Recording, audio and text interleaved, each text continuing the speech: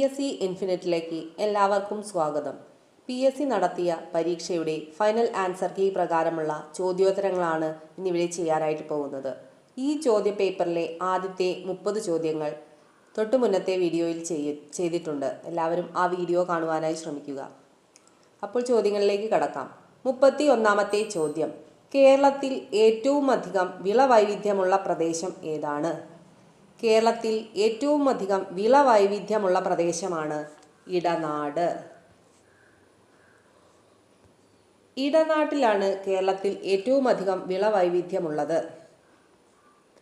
32ാമത്തെ ചോദ്യം, കേരളത്തിലെ ആദ്യത്തെ ജലസേചന പദ്ധതി ഏതാണ്? കേരളത്തിലെ ആദ്യത്തെ ജലസേചന പദ്ധതിയാണ് പീച്ചി. പീച്ചിയിലാണ് കേരളത്തിലെ ആദ്യത്തെ ജലസേചന പദ്ധതിയുള്ളത്.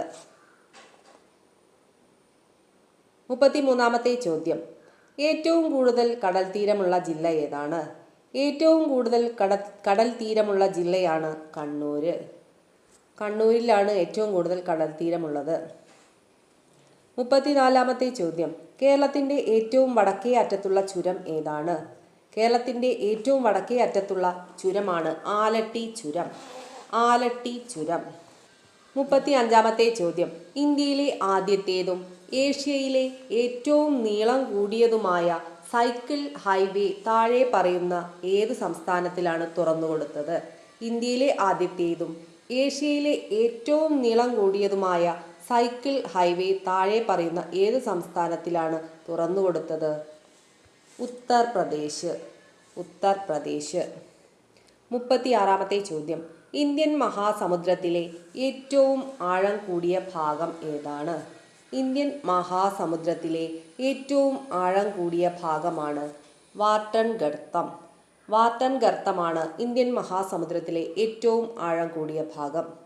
37ാമത്തെ ചോദ്യം, കിഴക്കോട്ടൊഴുകുന്ന നദികളിൽ ഏറ്റവും നീളം കുറഞ്ഞ നദി ഏതാണ്? കിഴക്കോട്ടൊഴുകുന്ന നദികളിൽ നീളം കുറഞ്ഞ നദിയാണ് പാമ്പാർ. പാമ്പാർ. 38ാമത്തെ ചോദ്യം, തെളിഞ്ഞ ദിനാന്തരീക്ഷ സ്ഥിതിയിൽ വളരെ ഉയരങ്ങളിൽ നേർത്ത തൂവൽക്കെട്ടുകൾ പോലെ കാണപ്പെടുന്ന മേഘം ഏതാണ്?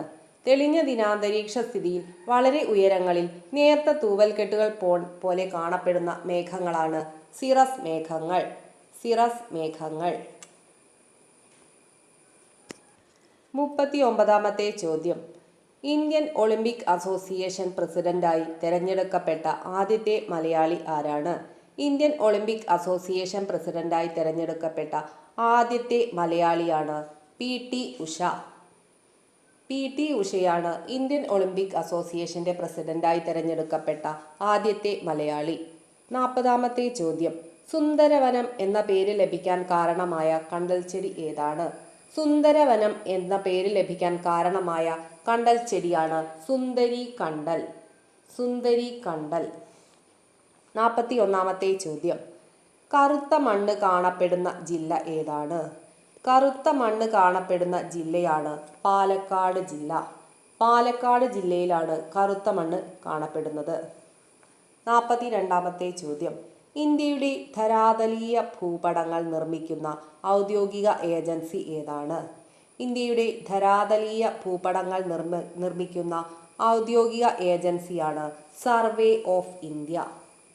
സർവേ ഓഫ് ഇന്ത്യയാണ് ഇന്ത്യയിൽ ധരാതലീയ ഭൂപടങ്ങൾ നിർമ്മിക്കുന്നത്.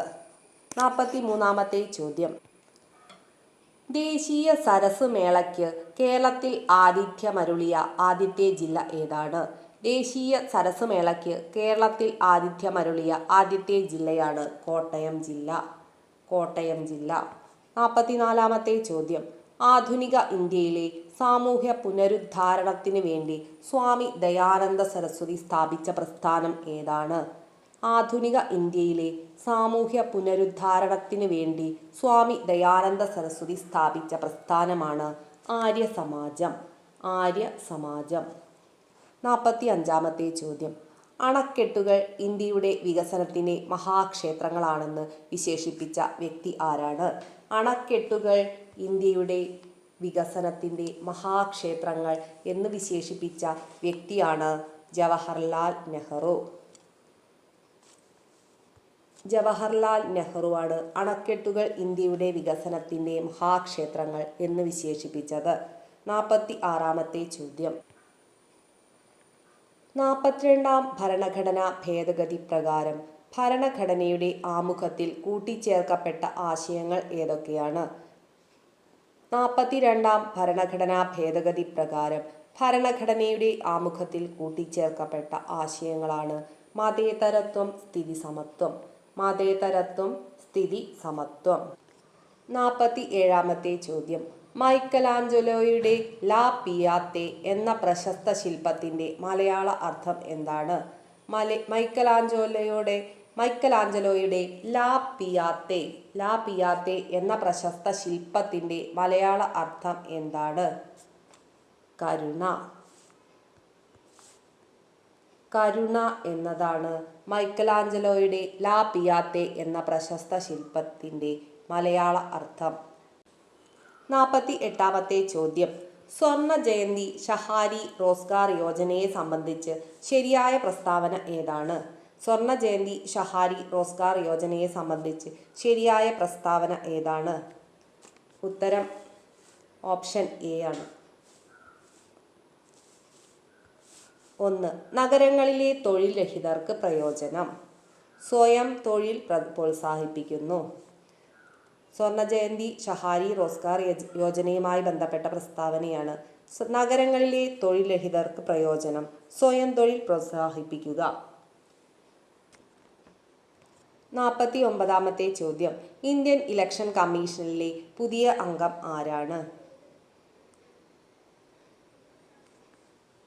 ഇന്ത്യൻ ഇലക്ഷൻ കമ്മീഷനിലെ പുതിയ അംഗമാണ് അരുൺ ഗോയൽ. ഇന്ത്യയുടെ നിലവിലെ ചീഫ് ഇലക്ഷൻ കമ്മീഷണർ ആരാണ്? ഗ്യാനേഷ് കുമാർ ആണ്. ഗ്യാനേഷ് കുമാർ. 50-ാമത്തെ ചോദ്യം.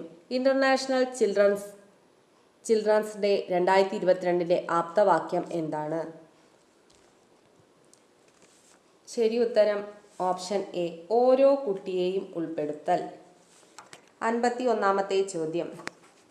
2022 ഫിഫ വേൾഡ് കപ്പ് മത്സരങ്ങൾക്ക് ഉപയോഗിച്ച ഫുട്ബോളിന് നൽകിയിട്ടുള്ള പേരെന്താണ്? ഉത്തരം ഓപ്ഷൻ സി, അൽ റിഹ്ല. അൽ റിഹ്ല. വീഡിയോ ഇഷ്ടപ്പെട്ടാൽ എല്ലാവരും ചാനൽ സബ്സ്ക്രൈബ് ചെയ്യാനും ലൈക്ക് ചെയ്യാനും മറക്കരുത്. വീഡിയോ കണ്ട എല്ലാവർക്കും നന്ദി.